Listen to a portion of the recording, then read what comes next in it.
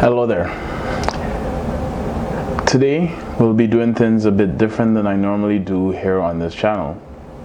First of all, I'd like to start by stating this video does not reflect the views of any organization of which I am employed or of which I work with and or for. I would like also to let you know that this view is coming from my privilege point of view. Growing up, I was living a very fruitful, privileged life in the Caribbean. I viewed no racism, and we were all treated equally to some point or another. Growing up in St. Lucia, I often viewed white girls or girls who were lighter skinned as more attractive. The reason for that was simply because there were so few white girls to begin with, and due to that fact, that made them more valuable, like scarcity, valuable, supply, demand.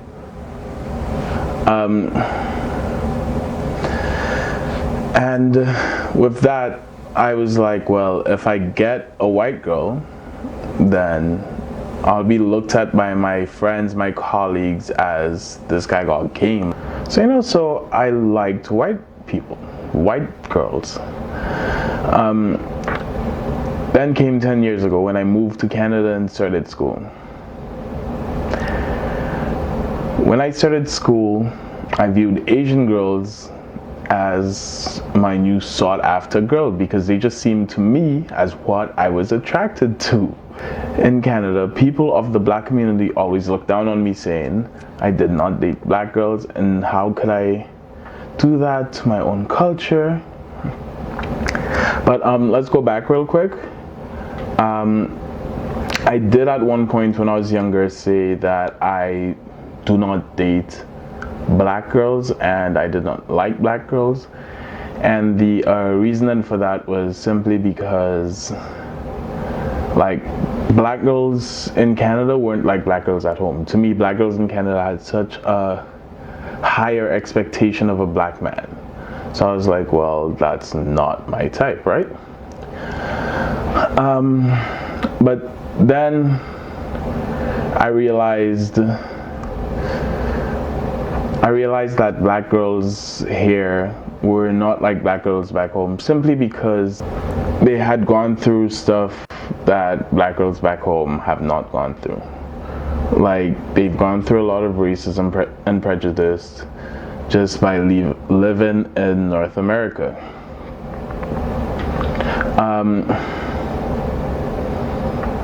So with all that, it created in them some anger and a perceived way that they should be treated, and more specifically, the way that they should be treated by black men.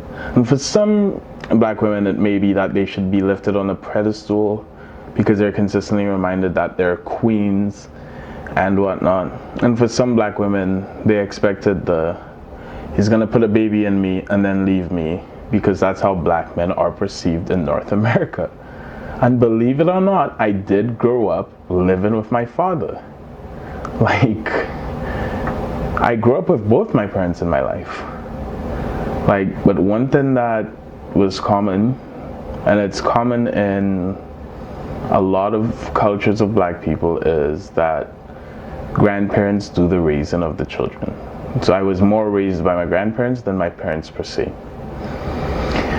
As a black man, when I moved to this country, my mom and her friends and other black people who I looked up to were quick to inform me on the fact that I was, and even to this day, I get reminded this, that I was to act a certain way because otherwise I would be in trouble quickly with the way black people, but more specifically, black men are perceived in North America. My brother had less talking to get simply because of the fact that my brother is very light-skinned. Like, my mom already is light-skinned. My mom is half black, half white. So my brother is Spanish, so he is white. So my brother appears extremely more light-skinned than I do. So he wasn't given the same talk I was given. I always assumed that they were exaggerating because I thought, how could things be that different here? It's not like the United States where they have a massive race issue and they have race wars, and it didn't look like Canada had slavery. Like, it took me a while to learn that there was slavery in Canada, just it was abolished long before in the United States. And it took me a while to learn that people actually came from the United States to Canada for freedom. Little did I know was I was in for a shock over the following 10 years. In my 10 years in living in this country, I've experienced a lot. Like, when I tell you a lot, I've experienced a lot. I have gone from a white police officer helping me to beat an attempted murder charge, which was presented to me because of the fact that my white girlfriend, which I was dating at the time, her father pointed the finger at me and said, well, look at this black kid. And so I could have looked at that situation and got mad, but at the same time I also had a white police officer who helped me get out of that situation. And I've gone from that all the way to my fellow black. I should be better because I am black. I shouldn't do X, Y, and Z because, well, you're black, bro. Come on. You should be better than that. You should be doing this, that, and the other. And this is by my fellow black people. This is my fellow black people who are fighting the race war.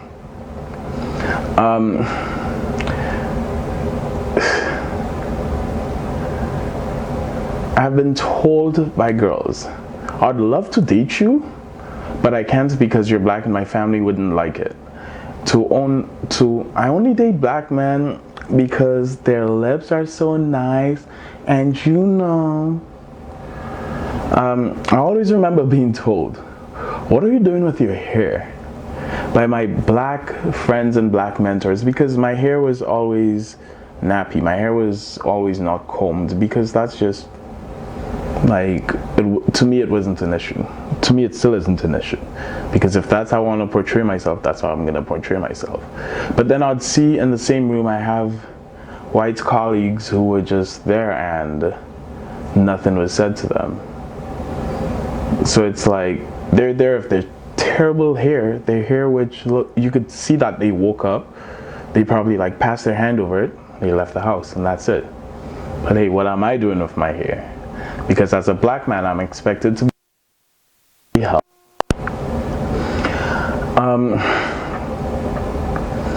I've been given opportunities I wouldn't get if I were not black, and I have had opportunities taken away from me simply because of the fact that, like, I've been given jobs because of the fact that I gotta support my brother, you know, my black brother.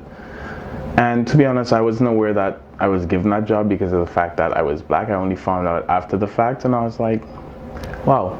Like, for example, my most recent job I had, I'm not gonna mention the job or who I worked for or where I worked, but I only had that job because I was interviewed by a black man and hired by a black man. I've had people get surprised when I say to them I actually hate basketball and I actually don't listen to rap, but I do enjoy EDM. It always surprises people when I tell them as a DJ I could play any type of music. Like, there's no limit to what I could play.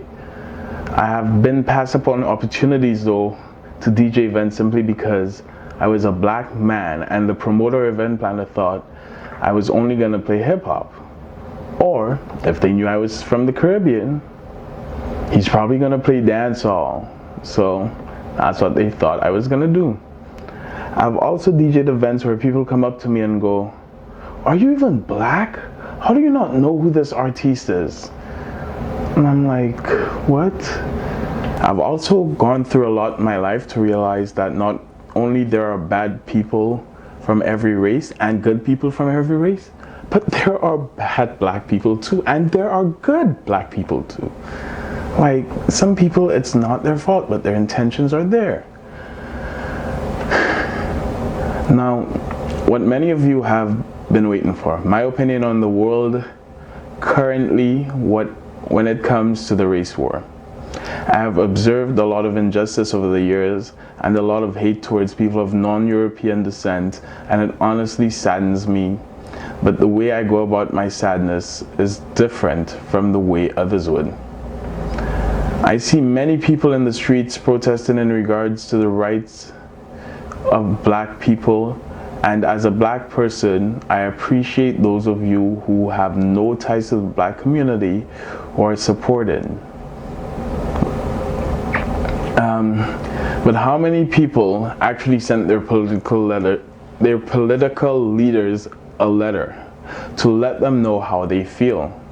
How many people actually said they will vote in the next election to ensure that change will happen?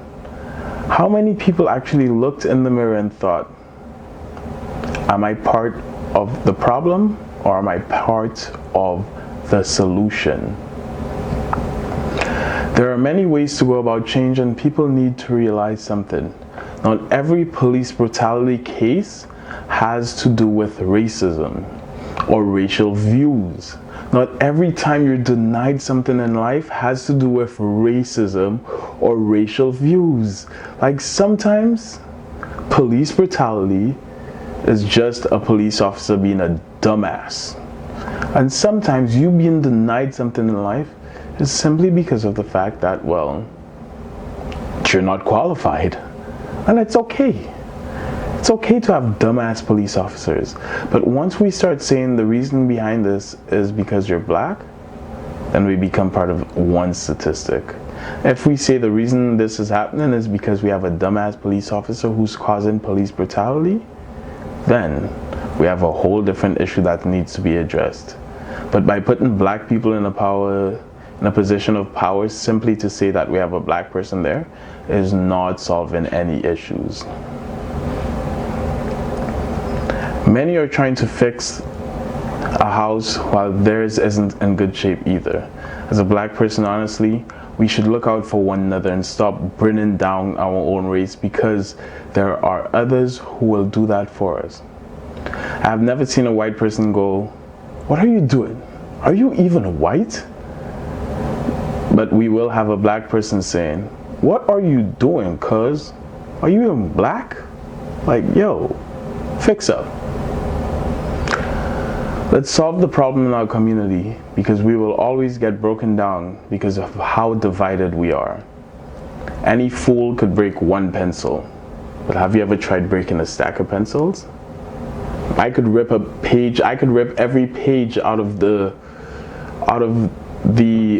dictionary, but have you ever tried ripping a dictionary? Because united, it is hard to break us down. Separated, it's easy to tumble. In conclusion, I would just like to remind you all that we are all yelling at each other and no one is listening. For years now, black people have been yelling at the whites to stop, and the whites have been yelling at the black. In fact, the whites have been yelling at all races to shut up. Black people, we cannot fault someone for being white and making sure they check their privilege. Because I only recently checked my privilege for growing up in a country where I was not a minority, but in fact a majority. Let's work together, no matter what race we are, because it's honestly does not matter what you look like. The problem is not what divides us. The problem is too many people focus on what divides us, and others fuel that with hate. But many have forgotten how to love. There are other ethnicities which are being killed, but we don't even want to help them stand up because of how focused we are on Black Lives Matter. We could never be united if we are not we. Thank you.